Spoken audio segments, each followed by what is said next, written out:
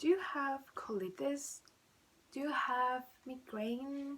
Do you have both? Last time I went to the doctor, I was diagnosed with colitis due to poorly managed stress. If you have ever felt physical pain when you're anxious, stressed out, or overly worried, then you may be familiar with psychosomatic disorders.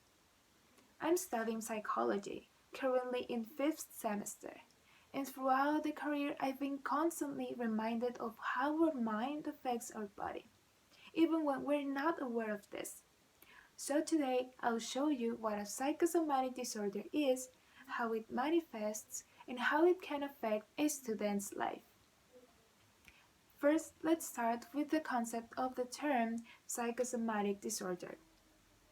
Psychosomatic disorders have been studied for many years, and they're not fake illnesses. They're rather consequence of unexpressed emotions that manifest through the body.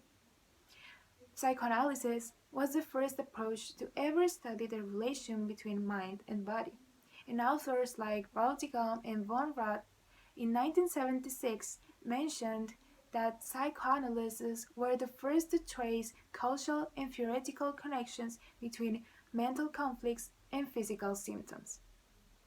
As I said, these are not fake illnesses. Vargas in 2013 stated that a psychosomatic disorder is not a condition that originates from madness. It's a mean for ailment and discomfort that cannot be displayed through words but through the body. Now that you know what a psychosomatic disorder is and where this term comes from, we can move on to how it can manifest in a student's life, or more appropriately, in everyone's life. A study conducted by a group of researchers from Croatia in 2004 showed that asthma and hypertension were the most prevalent conditions among young students. Asthma being prevalent in 4.33% of the population and hypertension being prevalent in 1.96% of the population.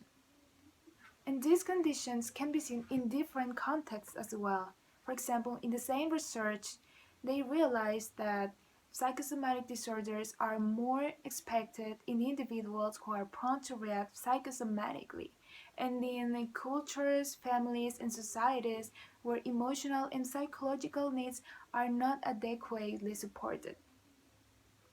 Since psychosomatic disorders can be seen in different areas through different symptoms in different ways, it's time to see how they can manifest or how they affect a student's life. In 1984, Seltzer talked about a 16-year-old boy who was referred by his family physician to a pediatrician. This was because he was presenting symptoms such as dizziness, poor appetite, abdominal pain, vomiting, diarrhea, and faintings at school. And apparently, this was occurring during the past 1.5 years. So the pediatrician arranged a few sessions with both parts, the parents and the boy. And after talking to them, she realized that the boy was lacking independence.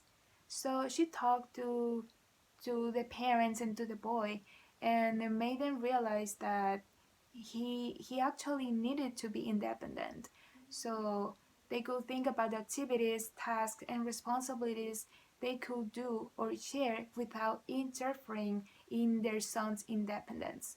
And after a few weeks, this really gave very good results because the boy could perform better at school and he no longer had any symptoms.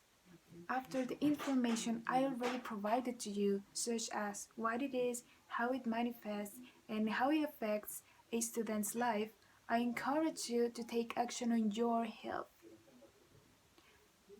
Psychosomatic disorders are real, and they should be addressed with the same importance as any other. Conditions like colitis or migraine could have physical causes, but some of them could have originated from different events. Remember, looking for professional help is always an option.